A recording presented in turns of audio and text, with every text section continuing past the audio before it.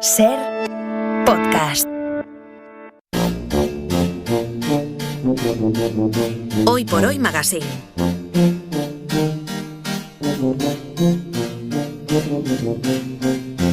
Ser podcast. Hay risas que se niegan a marchar de un lugar y como la sombra de Peter Pan llevan una vida libre y caprichosa. Cuando menos te lo esperas van y te asaltan. Hay una risa que se quedó aquí en la cadena SER cuando su dueña se jubiló. Ronda por los pasillos, por los estudios, se asoma a la terraza y pasa las horas muertas en nuestra discoteca. Los trabajadores más veteranos cuentan sus anécdotas, que son como cosquillas para los jóvenes. La dueña de esta risa ha vuelto a la radio, es nuestra Miss Experiencia de hoy y Chema Rodríguez la ha acompañado en el reencuentro. Chema, ¿qué tal? Muy buenos días, qué experiencia. ¿Cómo ha ido? Pues estar con Mari Garijo, que no es historia viva de la radio, es la radio. Ella es como Mick Jagger. Cuando ha entrado por los pasillos, la gente se arremolinaba, no le pedía autógrafos, pero eran besos, abrazos, comentarios, con todo el mundo tenía una historia de contar, con todos tenía algo de comentar. Ha sido una experiencia maravillosa, ver el retorno aquí a la radio, que ella se fue cuando yo entré hace 30 años y su fantasma, el recuerdo de lo que fue. Esa risa que yo decía que sigue por aquí. Esa sigue estando por aquí y ha renacido de nuevo. Qué gusto, qué maravilla, qué honor tenerte aquí en la radio. Mari Garijo, ¿qué tal? Muy buenos días. Buenos días. A ver, dime una cosa, ¿cuánto hacía que tú no pisabas Gran Vía 32? Pues Gran Vía 32 la he pisado, pero subido desde el año 92. Desde el 92. ¿Cómo has encontrado la radio? Nueva, completamente distinta. Es como si me hubiera equivocado y esto es otra cosa, está maravillosa. ¿Cómo era esta radio la primera vez que tú llegaste? Ahí era una radio muy de andar por casa. Era un vestíbulo muy sencillo, con un mostrador donde había una ordenanza y luego ya enseguida venía la programación, los despachos de programación seguidos, luego ya venía publicidad y al fondo estaba la dirección. Era en la planta sexta de este edificio, que era la última, y era todo muy, muy austero y muy simple. ¿Qué año era ese? Eso es el año 53. Yo entré el 16 de marzo de 1953. ¿Y entraste a hacer qué? ¿Cuál fue tu primer trabajo en la radio? Me hicieron un examen y entonces me hicieron auxiliar de programación. Y entonces mi primer trabajo pues era de mecanógrafa, copiando los programas que los redactores dejaban en la carpeta del encargado de repartirnos el trabajo, y yo pues he copiado cosas, pues no sé, de Angulo, de Puche, de Pecker, de la cabalgata que la copiábamos los sábados. Entonces era un trabajo muy intenso porque había censura que salía por la mañana todo lo que se iba a dar por la tarde y venía ya censurado, y por la tarde salía lo que iba a darse el día siguiente por la mañana. Entonces estábamos todo el día trabajando porque había que estar pendientes, había que censurarlo absolutamente todo. Me contabas que una vez os censuraron los anuncios, ¿no? Sí, un día, un sábado, llegó una cabalgata fin de semana con 5 tachaduras de la censura, y las 5 tachaduras eran porque repetía 5 veces excesivas. Se conoce la palabra gallina blanca. Les pareció demasiada publicidad y quitaron 5 veces el anuncio de gallina. Pero no porque dijera gallina blanca, sino porque les parecía demasiada publicidad. Estéticamente no les pareció. ¿Eran muy duros los censores? ¿Daban mucha guerra? Pues algunas veces sí. Yo tenía siempre, ya cuando trabajaba ya en la redacción y hacía programas y tal, tenía siempre una carpeta con los discos prohibidos, porque había muchos discos prohibidos, no solamente por razones de moral, que todo lo que eran besos y abrazos y todo eso estaba mal visto, sino, por ejemplo, todas las cosas cantadas en catalán. O sea, todo lo que se cantaba en catalán, aparte del Segadors y tal, estaba prohibido, no se podían poner cosas cantadas en catalán. Y después de hacer este trabajo de preparar, de mecanografiar todos estos guiones, ¿luego qué hiciste? Pues después, como me hicieron redactora, me pasaron, me ascendieron a la redactora, empecé a hacer ya programas musicales. Y al principio eran pues programas muy, como decíamos nosotros, programas de escuchen y han escuchado, que eran solamente la presentación de los discos que había que poner todos los datos. A ver, ¿cómo era eso? ¿Escuchan? A continuación les ofrecemos una serie de canciones mexicanas. Y entonces Jorge Negrete inicia con tal. Y se ponía el sonido, la canción tal. Han escuchado a Jorge Negrete cantando. Y los discos eran de pizarra. Los discos eran de pizarra.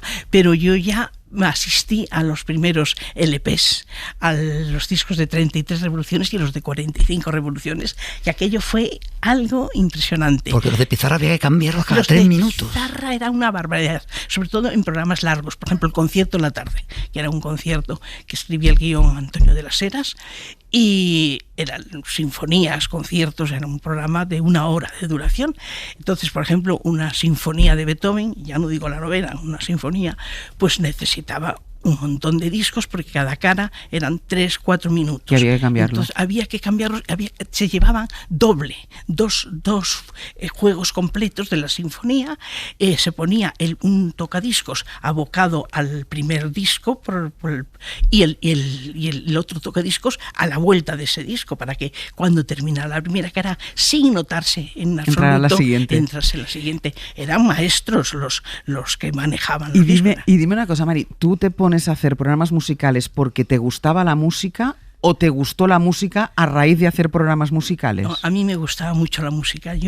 Mi madre había hecho la carrera de piano, en casa teníamos mucha costumbre de ir a los conciertos y yo iba ya a los conciertos, ya iba a los conciertos de la Orquesta Nacional, que eran los que había entonces, y yo tenía muchísima afición. Afición y conocimiento. Bueno, un poquito, porque había estudiado un par de años de piano y de solfeo y tal, pero no mucho, pero unas ligeras.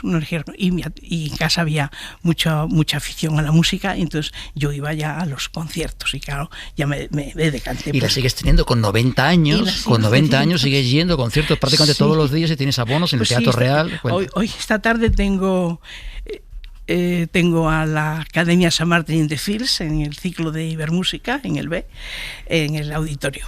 O sea, sigues yendo a los conciertos. Pues tengo 12 abonos, que me da un poco de vergüenza, pero tengo que confesarlo. Tengo 12 abonos. Tengo 8 en el auditorio, 3 en el Teatro Real y 1 en la Zarzuela. Entonces tengo muchísimas tardes ocupadas con mis conciertos. Es una ocupación, Mari, maravillosa. Maravillosa, claro. Claro que sí. Oye, tú como una bibliotecaria te tocaba registrar, archivar, custodiar toda la música que se escuchaba en la radio. ¿Lo hacíais en estas fichas como esta que tengo yo aquí sobre la mesa? Sí, señora. ¿Cómo se hacía esto? Pues mira, había muchas fichas que se compraban, claro. Entonces, ficha que además está escrita a máquina. Sí, a máquina se hacían. Y bueno, cogíamos el disco tiene unos números, al principio eran 98, que eran las revoluciones de cada disco, eran 98, y luego el número que le correspondía, que hay distintas secciones, lo clásico, lo ligero, las óperas, distintas secciones. Y luego, ya cuando empezó el disco microsurco, pues MS, que es el microsurco, y el 45, que son las revoluciones de los pequeños, porque había las distintas clases para no confundir, había distintos tipos de fichas. Y bueno, pues ahí era lo bueno. Yo era muy partidaria porque yo trabajaba también compaginado con la radio, estuve 20 años trabajando en la Biblioteca Nacional. Había hecho los cursos de la biblioteca, los cursos de biblioteconomía, y tenía una obsesión por hacer la ficha bien hecha y era una pelea porque pero además es que me dicen que tenías un compañero, un chico que trabajaba contigo, que confiaba tanto en su memoria que se negaba a hacer las fichas. Se negaba a hacer las fichas porque él tenía una memoria prodigiosa y se sabían los números de memoria. Lo que pasa es que, claro, le pedían lo que fuera, el paso doble, no sé cuántos, pero él se sabía pues de ese paso doble, pues una versión, y había muchas versiones, y yo me enfadaba, decía, pero es que esa versión está gastada, hay que poner otras versiones porque siempre se pone el mismo. ¿Y teníais discos repetidos por si se rayaban? Sí, había muchos que estaban repetidos, sí. Otros no, otros vivían solo un ejemplar y ya está. Pero y cuando eran de pizarra, de repetidos y tripitidos, porque claro, ya te digo que había que había que poner por si acaso. doble para los conciertos, había que ponerlo doble porque si no daba tiempo a que sonara en su momento la cara. Y dime una cosa, porque entiendo que, claro, todos teníais los discos organizados, así como si fuera una biblioteca, entonces un redactor podía acudir a ti. Sí, pedían, o sea, ellos muchas veces iban directamente a los ficheros y otras veces venían, oye, ¿tenéis un disco de fulanito que ha grabado hace poco? Y pues sí, ha llegado o no ha llegado, vamos a verlo, a ver si ha llegado. De todo había. Y los efectos se hacían en directo. Había una puerta y había una puerta que se abría. Una puerta que se abría y se hacían con la boca los ruidos de los caballos, que esto. Era cuando apareció el primer disco de efectos especiales, bueno, nos pareció. Aquello fue una fiesta. Un descubrimiento, efectivamente. Aquello fue una fiesta. Fue algo fantástico. Oye, ¿y los redactores que venían a buscarte los discos los devolvían en tiempo? Eso era harina de otro costal. Eso era una guerra. Lo sabía, que eran muy exactos, ponían su disco el día ese y lo devolvían, pero había otros que los metían en el cajón y allí se eternizaban. Entonces yo ya de vez en cuando había un día que me dedicaba a reclamar discos de toda la semana, miraba todo lo que faltaba y sobre todo cuando alguno venía y pedía a uno que estaba prestado. Yo pero tú sabías quién lo tenía. Sí, porque teníamos otro registro de quién se llevaba los discos, teníamos y bueno, eso era también otra lucha. Había muchos que les sentaba muy mal que yo les mandara una carta recordatorio de que me devolvieran los discos. ¿Pero qué quiere decir? ¿Qué quiere decir que les mandabas una carta recordatorio? Sí, pues yo les escribía una nota que ponía fulanito de tal, departamento tal, EPM, que decía en propia mano, y se la mandaba al conserje y le mandaba una nota diciendo, querido compañero, tienes el disco tal desde hace no sé cuánto tiempo, lo necesitamos, devuélvenoslo por favor. ¿Y te hacían caso? Unas veces y otras no, la mayoría no, ¿para qué te voy a engañar? ¿En qué momento, qué momento de la transformación tecnológica de la radio has vivido tú? Pues mira, yo aparte de vivir el momento que se pasa del disco de piedra, del disco de pizarra al microsurco. Cuidado con la mano, que vas dando unos golpes ahí en la mesa y el técnico se va a volver loco. Sí. Que fue una revolución, pues ahí, no sé, otros momentos importantes, pues es cuando ya mandamos los de piedra, desechamos de piedra y nos quedamos solo con los discos de... Hoy que has estado un ratito sentada ahí en el control que te estaba viendo, ¿qué te parece? Toda la mesa, los ordenadores. Me parece una maravilla. Yo es que como me tengo que pellizcar porque parece que estoy soñando, porque es que esto es una cosa tan ideal. El concepto que yo tenía de los estudios tal, y esto me parece pero maravilloso, de verdad. ¿Sigues siendo muy oyente de radio? Sí, yo me despierto todas las mañanas oyéndote. ¿Y tienes de formación profesional con las músicas que escuchas en la radio? No sé, si le prestas especial atención a las músicas. Sí, le presto demasiada atención, porque bueno, hay muchas músicas que actuales que tú no pondrías. Que no tendrían ficha en la discoteca de Mari Garijo. Tenerla ficha, pero no la recomendaría a nadie. Mira, en ninguna de mis listas estaría. Hemos hecho una cosa, porque aquí sobre la mesa tenemos un plato y tenemos un vinilo. Entonces, hoy nos gustaría que, además de aquellos oyentes que son muy jóvenes y no sepan cómo funciona esto, que vean y que escuchen cómo funciona esto, que seas tú la que lo pongas y que seas tú la que le des paso a la canción que va a sonar, al tema que va a sonar. ¿Te parece? Sí. Un poquito más largo que han escuchado o van a escuchar. Sí. Bueno, a lo mejor, a ver, ella como vea. Chema y yo nos vamos a despedir porque así los vamos a dejar con la música y vas a ser tú quien va a despedir esto. ¿Te parece? Me parece muy bien. Pues muchísimas gracias. Lo siento por vuestro programa, que lo estropeo. No, queremos que hagas esto, Mari. Muchísimas gracias por haber estado con nosotros. Muchas gracias a vosotros por haberme acogido y haberme mostrado vuestros maravillosos estudios, vuestra alegría y vuestro compañerismo, que me parece extraordinario. Un beso bien grande. Igualmente. A ver, ¿cómo lo vamos a hacer esto? Primero ponemos la música. Me gustaría despedirme con el aria de la Suite en Re de Juan Sebastián Bach.